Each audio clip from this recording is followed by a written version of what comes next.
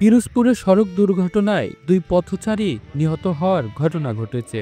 জানা গেছে বৃহস্পতিবার সন্ধ্যায় ঢাকা থেকে ছেড়ে আসা রাজীব পরিবহনের একটি বাস পাথরঘাটা যাওয়ার পথে শঙ্কর পাশা ইউনিয়নের মোল্লাবাড়ি স্ট্যান্ডে থাকার সময় নিয়ন্ত্রণ হারিয়ে 2 পথচারীকে চাপা দেয়। এ সময় লিটন মিস্ত্রি ও কালাম আগুন নামের আরও 2 জন আহত হয়।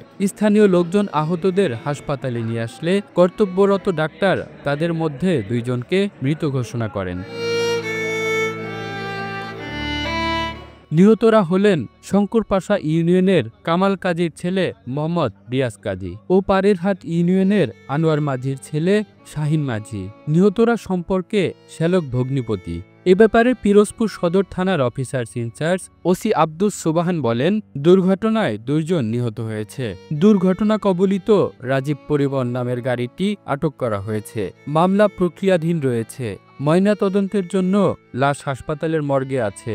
ড্রাইভার হেলপার পালিয়ে গেলেও তাদেরকে গ্রেপ্তারের চেষ্টা চলছে। 3 জন পেশেন্ট আসছেন এখনো পর্যন্ত। তার মধ্যে একজন আমরা মৃত অবস্থায় পেয়েছি এখানে আসার পরে, আর একজন এখানে আনার পরে জীবিত ছিলেন। আমরা এখানে তাকে স্টিচ দেই এবং প্রাথমিক চিকিৎসা দিয়ে ভর্তিও করার চেষ্টা করি, কিন্তু তারপরে যেতে যেতে পথে উনি মারা গেছেন আর কি। আমরা চিকিৎসা শুরু করার আগে উনি মারা গেছেন। আর আরেকজন মহিলা আছেন, উনি এখন ভর্তি অবস্থায় আছেন উপরে।